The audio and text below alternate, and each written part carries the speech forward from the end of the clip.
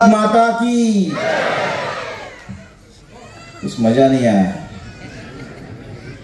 अजय भीमाचे आपण सगळे पुत्र आहोत ना, जरा जोश दिसला पाहिजे. हा बोला, भारत माता की, भारत माता की, वंदे वंदे. बाबासाहेब आंबेडकरांचा, बाबासाहेब आंबेडकरांचा, छत्रपती शिवाजी महाराज की.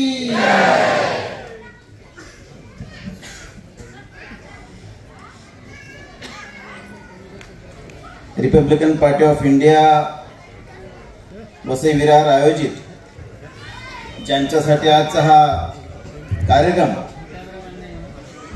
आयोजित केलेला आहे आणि जे आपल्या देशाचे यशस्वी पंतप्रधान माननीय नरेंद्र मोदी यांचे अतिशय आवडते सहकारी आहेत, जे सलग तिसऱ्यांदा नरेंद्र मोदी साहेबांच्या सरकारमध्ये असे फार कमी मंत्री असतील जे सलग तिसऱ्यांदा मंत्री झालेले आहेत आणि जे पूर्ण भारतातल्या सगळ्या रिपब्लिकन जनतेची जे प्रतिनिधित्व करतात, असे तुम्हाला सगळ्यांचे आवडते, ज्यांनी माझ्या वडिलांसोबत सुद्धा एक सहकारी म्हणून महाराष्ट्र मंत्रिमंडळात काम केलेलं आहे, असे आपल्या सगळ्यांचे आवडते सत्कार मूर्ती माननीय खासदार नामदार रामदासजी आठवले साहेब, आपल्या वसई विरार जिल्ह्याचे आरपीआयचे अध्यक्ष माननीय ईश्वरजी धुळे, राष्ट्रीय सचिव शिवजदा बारसिंगे,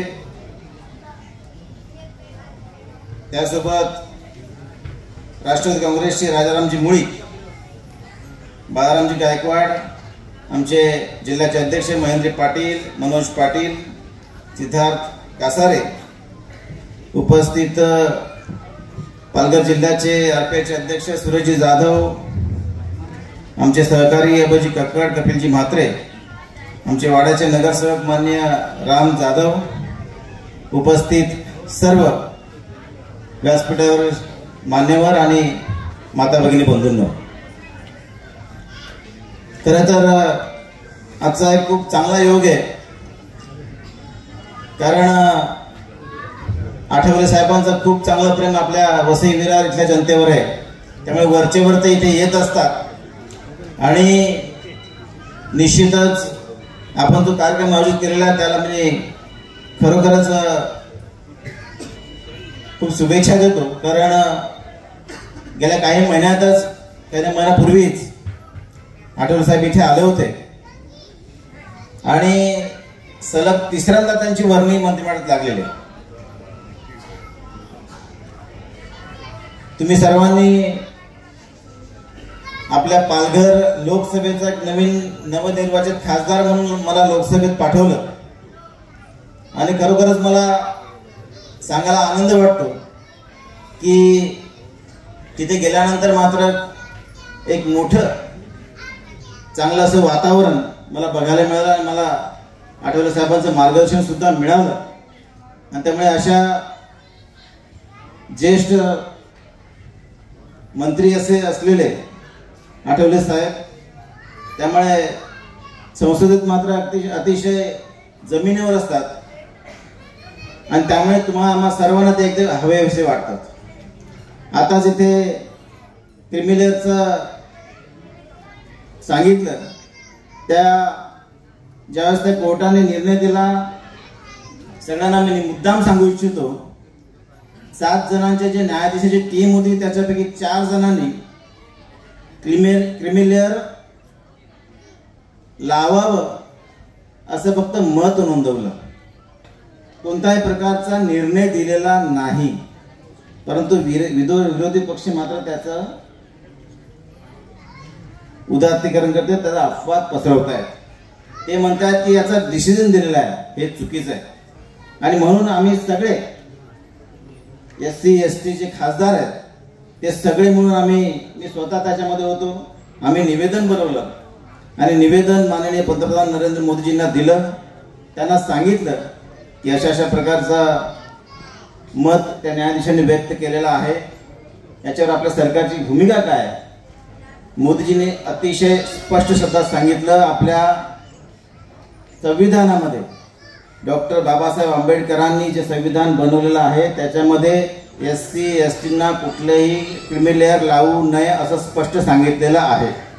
आणि त्यामुळे तीच भूमिका सरकारची आहे. SC STंना कोणत्याही प्रकारचं क्रिमी लेअर लावणार नाही. आणि त्याच्यामुळे आम्ही निर्धास्त झालो. आणि या माध्यमातून मी तुम्हालाही सांगू इच्छितो की तुम्ही सगळ्यांनी सुद्धा निर्धास्त राहिलं पाहिजे. विरोधी पक्ष याचा थोडासा गवगव करण्याचा प्रयत्न करेल, परंतु आपण त्याला प्रत्युत्तर दिलं पाहिजे. याला कारण आता मागच्या निवडणुका झाल्या, सगळेजण आता सांगितलं साहेबांनी इथे की आरक्षण आणि संविधानाच्या माध्यमातून थोडासा अफवा पसरवण्याचा प्रयत्न झाला आणि काही अंशी त्यांना यश सुद्धा आलं. परंतु तुम्हाला निश्चित मी सांगू शकतो की 2014ला ज्यावेळेस नरेंद्र मोदी साहेबांचं सरकार आलं पूर्ण बहुमत होतं. 2019ला परत सरकार आलं तेव्हा सुद्धा पूर्ण बहुमत होतं. त्यावेळेस त्यांनी संविधान बदलण्याचा प्रयत्न केला नाही. 542 लोकसभेच्या जागा आहेत, त्या 542 पैकी 542 जरी निवडून आल्या तरी सुद्धा कोणाचा बाप हे संविधान बदलू शकणार नाही. ही महती बाबासाहेब आंबेडकरांच्या संविधानाची आहे. आणि म्हणून आम्ही सगळ्यांनी निर्धास्त राहिलं पाहिजे. विरोधी पक्ष जे अफवा पसरवण्याचा प्रयत्न करतोय त्याला आपण उत्तर दिलं पाहिजे, जबाब दिला पाहिजे.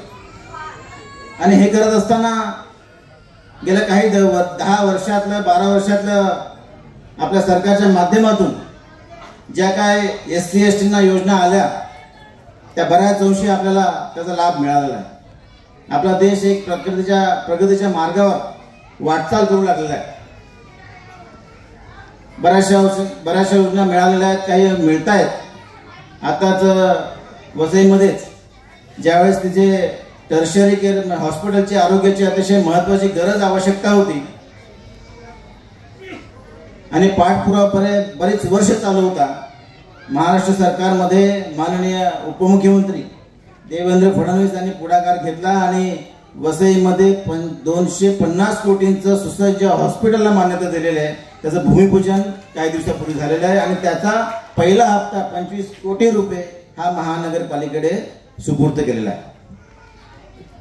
आणि त्याच्यामुळे अशा अनेक योजना ह्या आपल्या शहरी भागात सुद्धा येत आहेत, ग्रामीण भागात सुद्धा येत आहेत.